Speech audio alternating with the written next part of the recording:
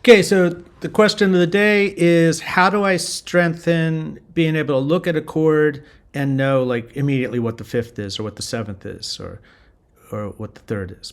So that's a great question, and I appreciate you guys sending me questions, asking me questions, because it just gives me an idea of how to help you, and that's what I really want to do. So to frame this, first of all, the prerequisite to this is knowing all 12 major scales and being able to play all 12 major seventh chords. So a seventh chord is taking a scale 1, 2, 3, 4, 5, 6, 7 and playing the 1, the 3, the 5, and the 7. If you can do that in every key, this is going to be helpful to you. All right, so first of all, here's the circle of fourths, and we just want to test ourselves that we know what we're doing. So we're going to play a major seventh chord over each one of those. So it's C, E, G, B, F, A, C, E, B flat, D, F, A, E flat, G, B flat, D, A flat, C, E flat, G, C sharp, E sharp, G sharp, B sharp, F sharp, A sharp, C sharp, E sharp, B, D sharp, F sharp, A sharp, E, G sharp, B, G sharp, D sharp, A, C sharp, E, G sharp, D, F sharp, A, C sharp, G, B, D, F sharp. Okay, so if you can do that, we're all good to go. And then the next thing we want to do is we want to talk about digital patterns, because we really want to strengthen our ability to see all four notes of the chord, or the chord tone, so to speak.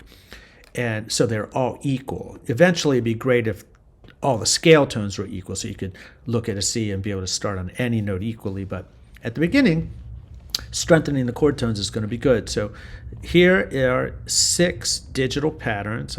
It's these 4 digits, 1, 3, 5, 7, in every permutation that you can play off the 1. Well, there's actually 24 permutations, because you could do 6 more off the 3 and 6 more off the 5 and 6 more off the 7.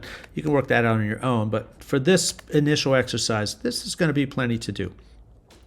And what we want to do is first just isolate each key and play all 6 digital patterns in that key. So we're taking a C, and we're going to play C, E, G, B.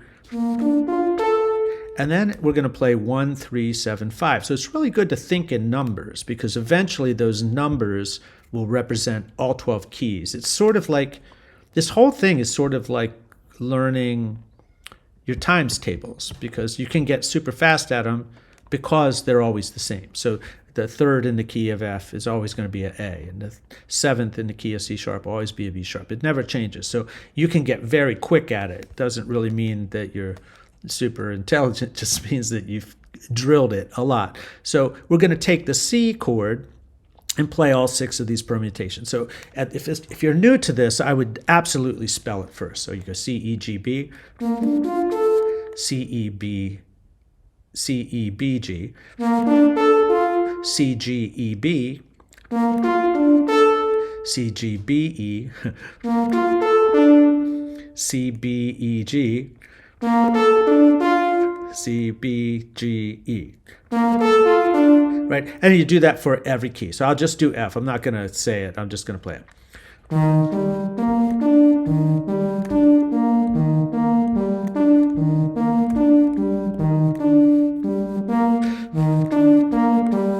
So I'd work through playing that in every key, and it doesn't have to be like you have to do all of this in one day. I'd set a timer for 10 minutes, right? And just stop when it rings. And if you keep showing up and doing that, you'll keep getting further and further, and you can keep track of what you want to do next, and you'll always be making progress. And over the course of a year, you will know this stuff cold, and it's definitely worth doing.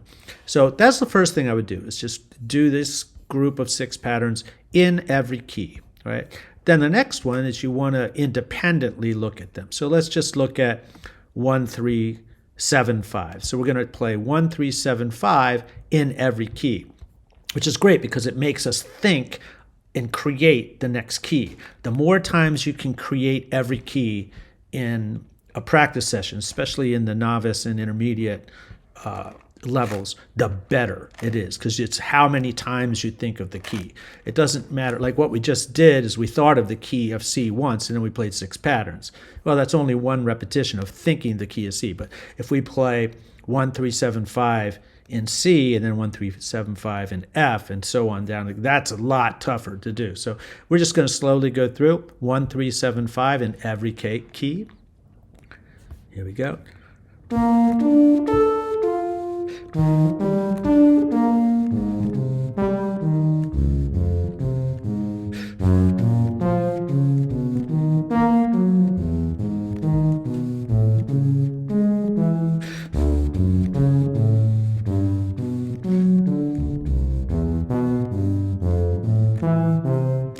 And then we just want to do that with every key, right? So, and I'm playing major 7th chords, 1, 3, 5, 7. So let's look at the next one, because after you work through all the patterns and in all the keys, and you could put this on the metronome and do different rhythms. You could do it in different articulations. You could do whatever you want to, right? But then after you're comfortable with major, then we can pretend that each one of these is a dominant chord. So it's like C7, F7, B flat 7, E flat 7. We can do that. And let's do 1, 5, 3, flat 7. So now we've just changed all these to dominant chords, right? So it's 1, 5, 3, flat 7.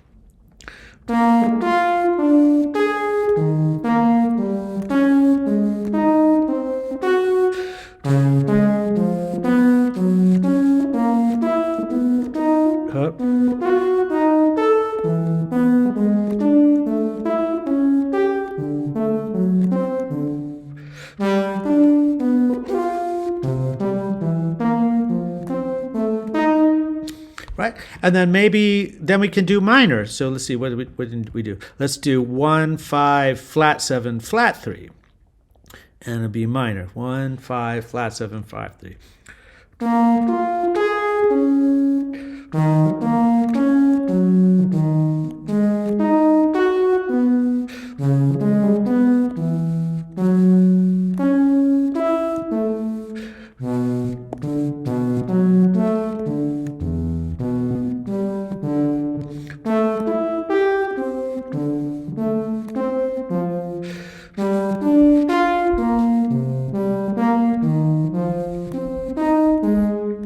So then maybe we do half diminished for this one. So everything's flat. It's like 1, so it would be 1, flat 3, flat 5, flat 7. So this would be 1, flat 7, flat 3, flat 5. It'd be a half diminished. 1, flat 7, flat 3, flat 5.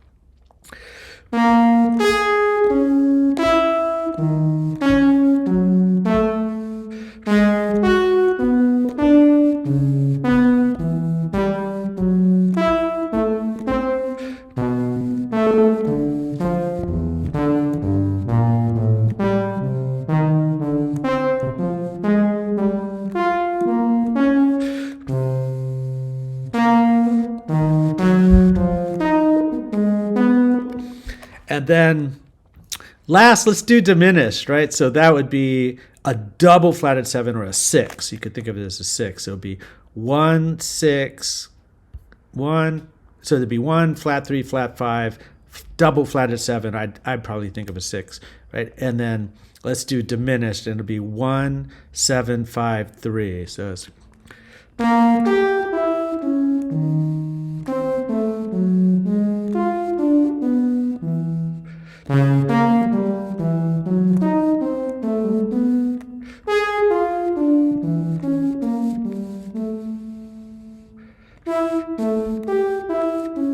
that's not right.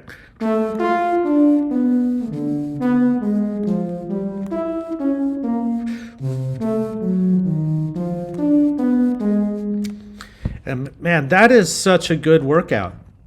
And then remember, there's other root movements. All right, so I hope that's helpful. If you have any questions, just reach out to me. The EWI Den, you can always join for free at curtsipe.com. And I'm always available. You can text me, email, whatever you need. Okay, have a great day. Bye-bye.